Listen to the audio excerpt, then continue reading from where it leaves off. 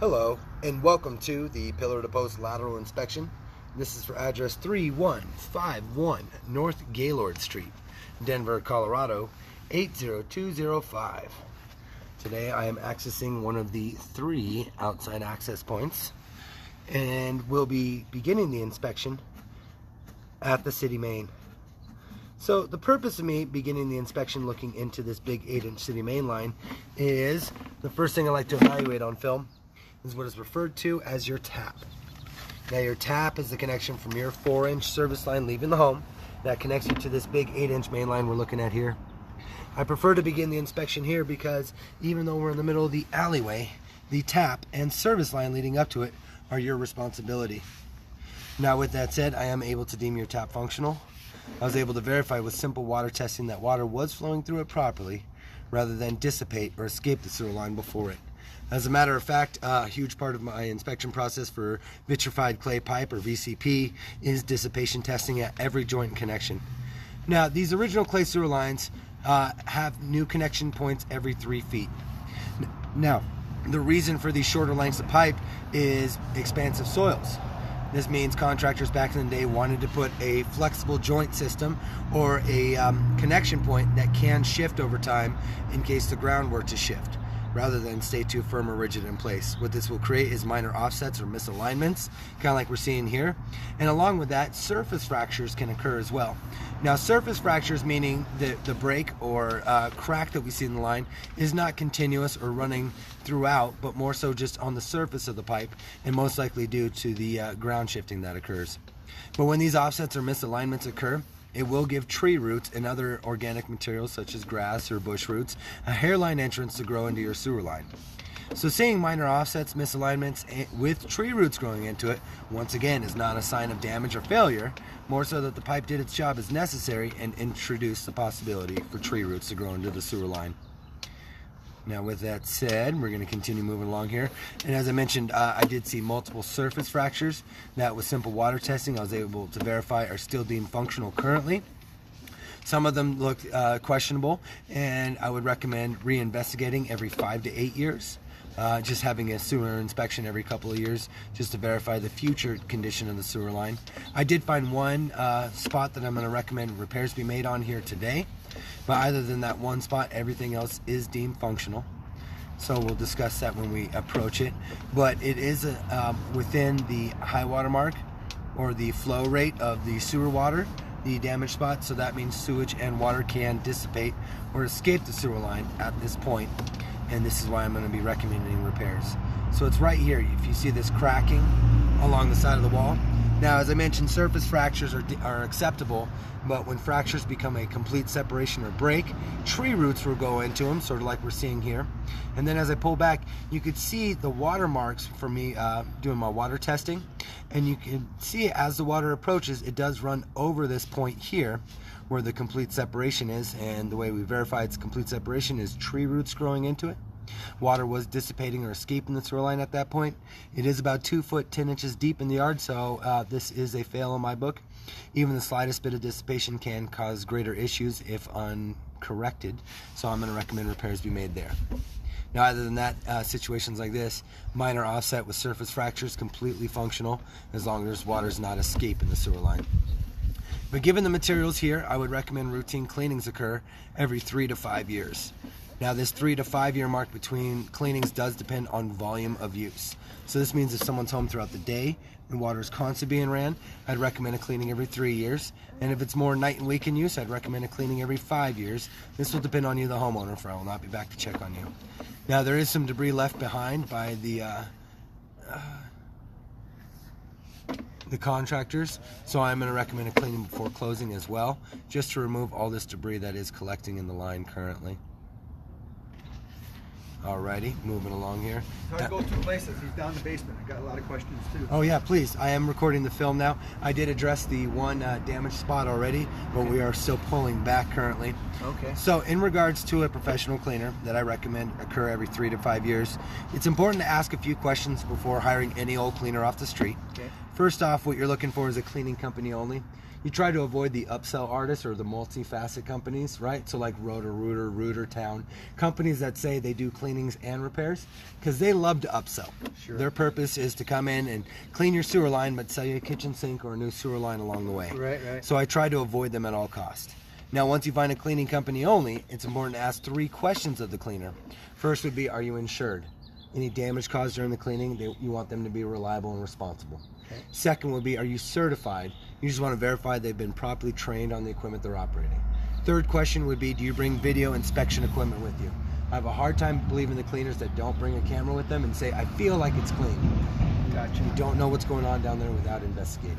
So asking those 3 questions. And the main clean is the full thing or just back to the house? The full thing. So these dual access points, one will run them all the way back into the home, and the other one will run them all the way to the city street, which was about 63 feet out. Okay. Yeah. So that seemed proper there. Part of the testing is a pitch flow grading test, which I mentioned, and I am rating your drain line at about a 2.3% grade. And that's overall consistency from the first inspection 30 feet that way all the way to the last one 60 feet that way, so about 90 feet.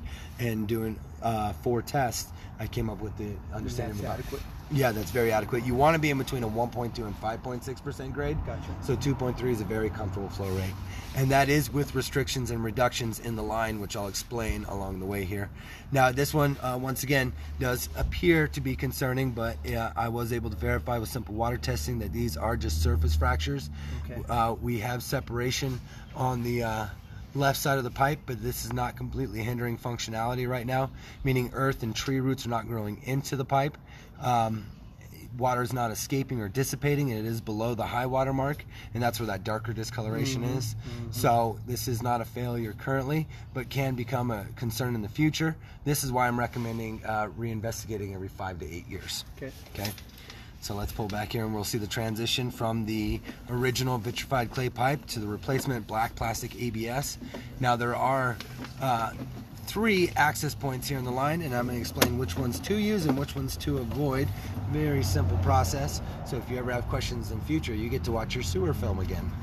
Here we go. This is what I really look forward to. Yeah, this is the best stuff, I promise. So I was just in access point number 1, which is right over here. Yeah. Access point number 1 right over here is going to run towards the alleyway right over there. Okay. Now access point number 2 and 3 over here, this one is also running towards the main line, and then this one to the right is running towards the home. Now generally I just want to see these 2. The one closest to the home running towards the street, and the one furthest from the home over here, wait, this one running towards the home. Closest to the fence. Yeah, just the 2 closest to the fence. This third one running to the main line would abandon cleaning or inspecting from here all the way to there. And I know that's only a couple feet, but you could have problems. Yeah, you could have problems, and you don't want to leave material coming from the home collecting in the line. Right. So I would just not utilize this 3rd access point, which is just to the left of the one running towards the home. Perfect. So we're going to head in towards the home now, not from this guy, but from this guy on the right. Right. So there we go. I'm going to zero out my equipment. I like my footage to be accurate as possible. And this black plastic ABS, there is some throughout the home as well as outside the home, and also some PVC used inside as well. But before I discuss that, I'm going to head right back into this clay here. So they did keep a majority of the original drain line, which typically if materials are deemed functional, there's no need to repair them. So I agree with that sort of assessment. And once again, that dissipation testing is important. Now, vitrified clay pipe, very abrasion resistant material, which means to scratch, score, cut, or damage the pipe, you would have to use a vigorous amount of force or applied pressure. So less likely to be damaged by that metal auger blade cleaner. It's also highly chemical resistant, and since even though it has a great chemical resistancy, I'm only going to recommend common household chemicals be ran through your drain line. I generally try to avoid products such as products stating industrial strength or ultra degreaser, products like Liquid Plumber and Drano, which are actually bogus products. They're really good at dissolving hair, really bad about leaving behind a lot of chemical grease. So if you do notice a backup or blockage in your smaller drain lines, the first step for clearing them would be 2 tablespoons of Dawn dish soap, 2 cups of boiling water. Give it 10 minutes to activate, and then 3 to 4 cups of boiling water. Dawn and boiling water. 2 tablespoons of Dawn, 2 cups of boiling water. Okay. It's majority of these restricted flow issues is not the hair that collects on it, but more so the fog. And fog stands for fats, oils, and grease. And that will come, majority of it, about 60% of it, from the kitchen sink. Okay, but it also accumulates in washrooms and showers and laundry areas as well.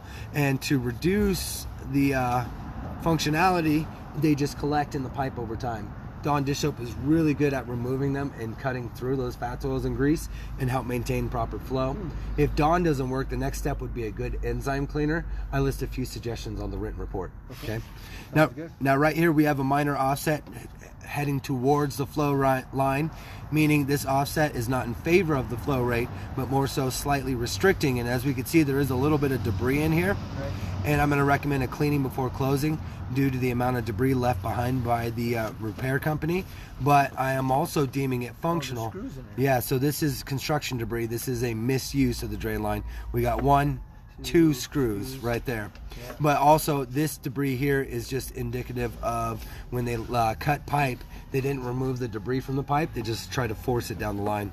But as you can see, it is creating this pooling or damming effect, which eventually can completely hinder or block functionality. Sure. So I am going to recommend a cleaning before closing just to remove that debris from the line. Yeah, gotcha. Now other than that, there is an outside access point right here on film at the top of the pipe. And we are still outside the home itself. I'll show you real quick. Pardon me, film. So we are just on inside the gas meter, okay, where that access point is, and there's no use of it. You know, there's nothing we can do to jack up the carpet and use it.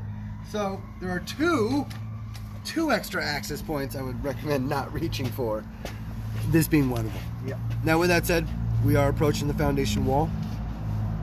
We are about to turn into the original material right here at the foundation wall. Now this is the only segment of original cast iron metal I could find in the home. Cast iron metal also very abrasion and temperature resistant, such as the plastics and clay. Temperatures upwards of 500 degrees, as cold as 32 degrees. The abrasion resistance is really great. It's also metal, so less likely to scratch, score, cut, or damage. But what happens to cast iron is over time those fats, oils, and grease or fog will accumulate and collect on there. With a little oxidation, you're going to start to see scaling and calcium and corrosion, kind of like we're seeing here, that discoloration. So that's just a good indication that a cleaning should occur based on the amount of debris present. Now, I do not believe my camera head will go up further than this. I did get to visibly inspect in there. Now, let's see if I can. I did get to visibly inspect in the cellar, which we'll take a walk and look at, and every joint and connection in there does appear functional. So the only damage point I found was about 33 feet out from the secondary access point. I'm going to recommend repairs there. Other than that, routine maintenance every 3 to 5 years, depending on volume of use. Re-inspecting the condition of the sewer, future determination every 5 to 8 years. And other than that, everything you should need to know will be on the written report. Have a cleaning before closing due to construction debris. Okay. Sound good? Yep. Thank you very much. Concludes our inspection for today.